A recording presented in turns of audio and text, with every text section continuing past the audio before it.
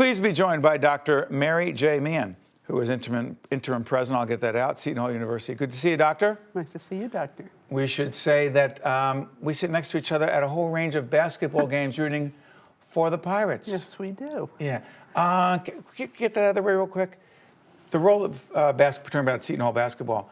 Basketball, great high-profile program in the Big East. Season has ended. Villanova, you know that part. And high-level academics, balancing act. Well, you know, one of the things I'm most proud of, I mean, certainly when the team wins, we're all excited, but to me, you know, our student athletes, particularly in the men's basketball program, they're among the top in the country on their academic performance. Last year we were in the Elite Eight, which is the highest performing Division I schools academically.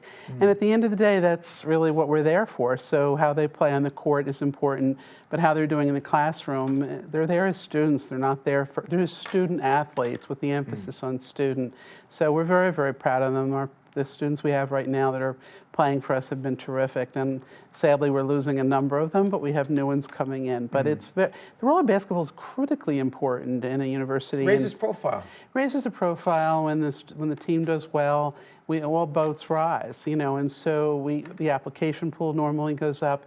Even the academic preparedness of the students coming in improves. How is, help Mary, help me understand that. I will call you Mary because we've known each other a long time. What is the correlation between student preparedness and a successful athletic program?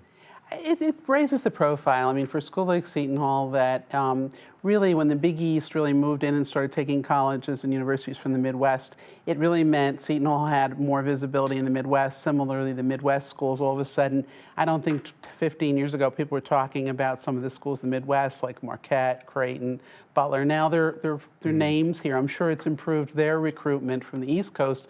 And similarly, for us, having that kind of high-profile visibility, especially our contract, our television contract with the Big East, puts all of our games on television so people can see us play anywhere in the country, which would not have been the case in the past. And so everyone gets to know about Seton Hall, and there's this whole sense of, oh, let me look at that school and find out more about it. I'm curious about this, Mary. The so-called brain drain. New Jersey losing a very high percentage of New Jersey kids to outer state schools. How do you deal with that and try to keep New Jersey's best in New Jersey?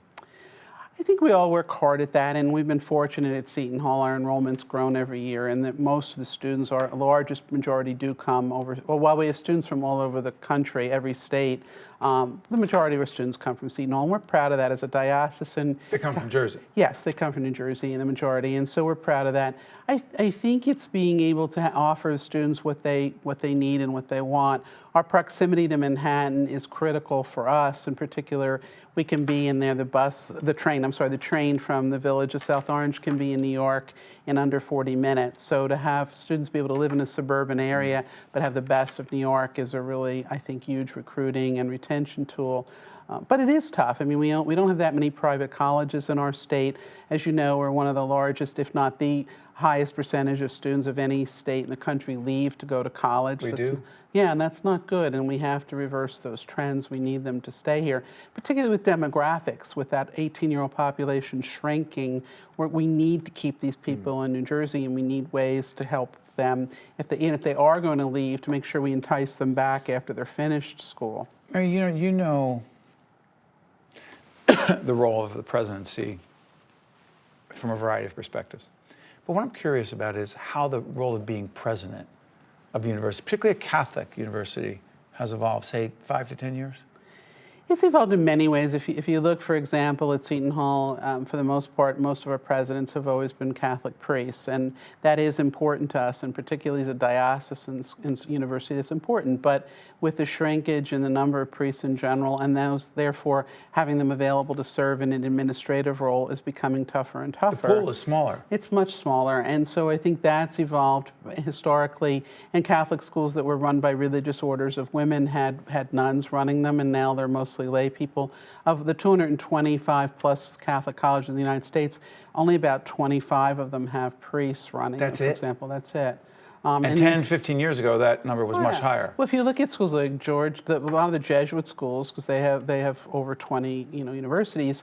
If you look at them now, right in New Jersey, St. Peter's is a layman, Georgetown layman, Marquette, St. Louis, Loyola, Chicago, and the list goes on. They're all lay people, and Jesuits historically have been able to develop their own pool from within their religious order. So it's shifting, and so more lay people. So I think it's evolved that lay people have to be prepared to be authentically a president who can also authentically lead from a Catholic perspective and be able to be comfortable 100% and enthusiastically supporting the Catholic mission. Let me ask you this, beyond the Catholic part of it.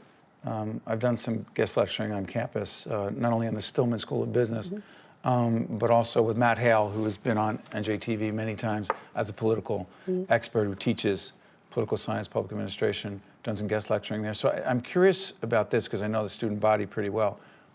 If I were to ask you what schools, what areas are, dare I say, hot in terms of what students are looking for and say, I want to major in this, what do they appear to be? Well, it's fairly consistent nationally, actually, not just at Seton Hall. So it's the health sciences, the STEM areas have really grown dramatically. Certainly business is still very, very hot. Psychology is a very, very popular major, and going back to STEM biology, huge. And part of that is because it's a prerequisite for many graduate programs in the health sciences. But I would say those are some of the fields that are consistently have the highest enrollment. Of course, a lot of students are, they want forensic psychology now, and of course you have to remind them, it's like trying to go play for the NBA. There's not too many people who are going to get those jobs. Yeah. So, but those are some of the things students ask. Cybersecurity is getting hotter.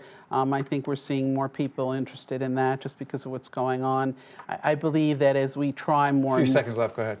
Okay. I think as we try to look at how universities respond to the workforce, so these are some of the areas people are looking for. So you have a few seconds, but you have a responsibility to get people ready, students ready for the positions that are out there. Yeah, hope to, yes, although we also know the jobs that exist today won't 10 years from now, so we have to have them prepared to be really versatile and be able to transfer what we're teaching them to other new environments, and we know that's the reality. Dr. Mary J. Meehan is interim president at Seton Hall University. I want to thank you for joining us. Thank you. Important discussion. Thank you. Well nice done. to be here. Thanks. The preceding program has been a production of the Caucus Educational Corporation, celebrating over 25 years of broadcast excellence. Funding for this edition of Caucus New Jersey has been provided by the Turrell Fund, supporting Right from the Start NJ, the New Jersey Education Association, TD Bank, Hackensack Meridian Health, Johnson & Johnson, the Fidelco Group, and by New Jersey Sharing Network. Transportation provided by Airbrook Limousine, serving the metropolitan New York, New Jersey area. Caucus New Jersey has been produced in partnership with TriStar Studios.